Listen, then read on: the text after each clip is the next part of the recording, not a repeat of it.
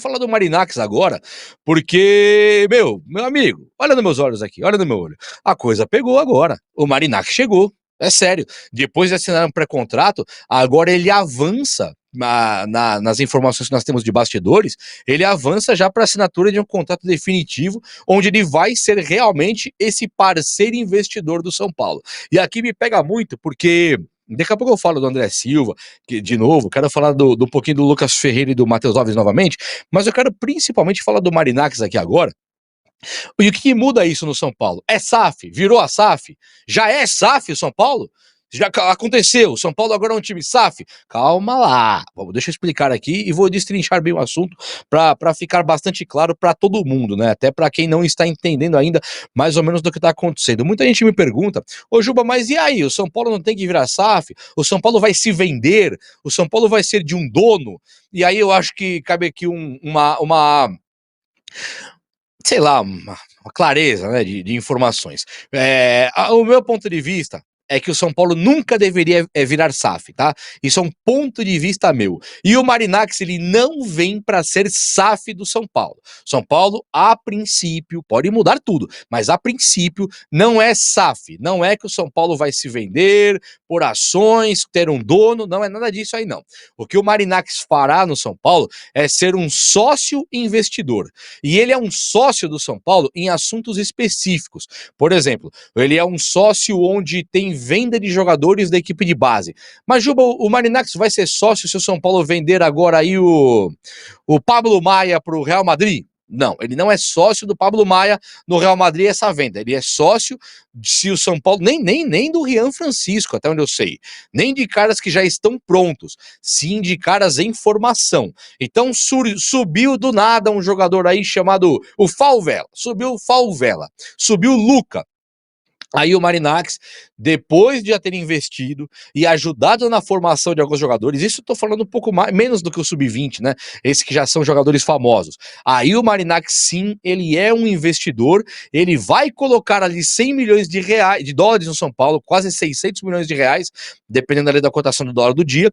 O São Paulo, então, claro, é dividido por anos também, 5 anos. Então pega mais ou menos, se eu não me engano, 5 anos, 100 milhões dá 500, dá um pouco mais de 100 milhões de reais por ano. Dá quase 120 milhões de reais por ano. Quase isso para dar os 600 em 5 anos.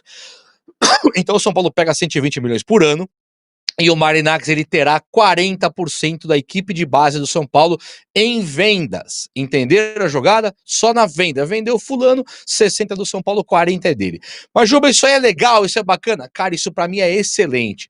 Primeiro porque o São Paulo já sucateou a sua base, já está devendo muito na qualidade administrativa da equipe de base. Segundo, que o Marinakis, ele por ser dono de outros 3 times, ele vem para o São Paulo e ele pode também pegar esse dinheiro que o São Paulo vai dedicar para reforçar a base e também mexer no time principal do tricolor.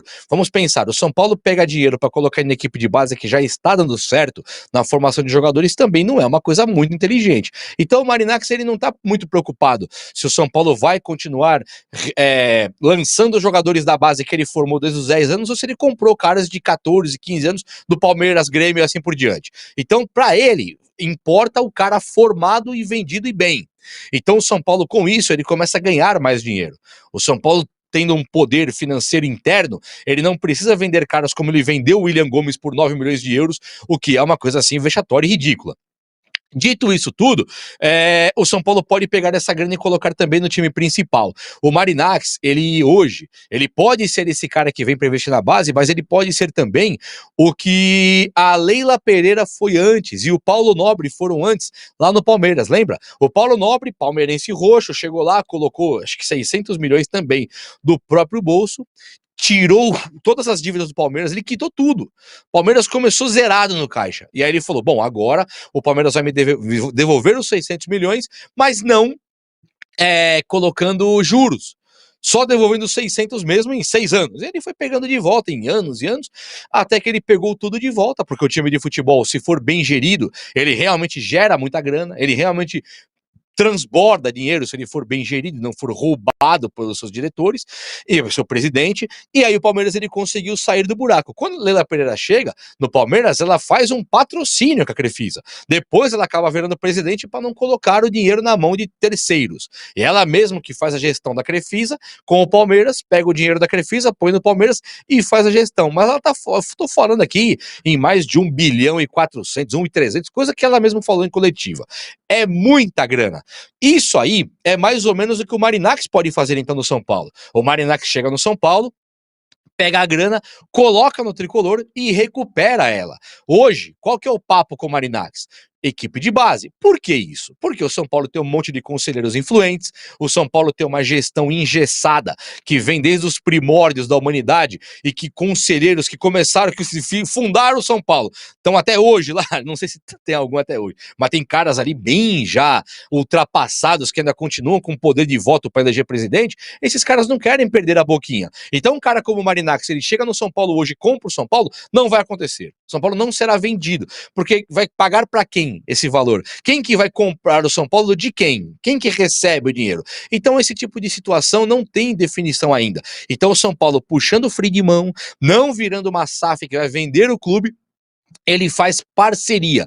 E eu sou a favor disso, você acredita? Eu acho que uma parceria hoje, ela é mais interessante do que você chegar e simplesmente vender o São Paulo. Vender o São Paulo para mim é preocupante, porque amanhã depois dá um prejuízo, o cara fala, obrigado, sou lá da Grécia, tô indo embora, não quero mais saber do São Paulo, e o São Paulo fica com as migalhas. Aí nós, São Paulinos, não teremos um time legal para torcer, teremos uma lembrança do que um dia foi o Tricolor. Agora, se o cara chegar e ir se aproximando do São Paulo, ele não conhece São Paulo ainda, o Edu Gaspar, que é o cara que, lembra do Edu Gaspar? Arsenal, Corinthians, seleção brasileira, junto com o Tite ali, esse Edu Gaspar é o contato do Marinacci, é o braço direito do Marinacci na relação com o São Paulo. E o São Paulo, ele mesmo falou, o Edu Gaspar, pode ir no São Paulo que ali é rocha, ali é quente, ali é brabo.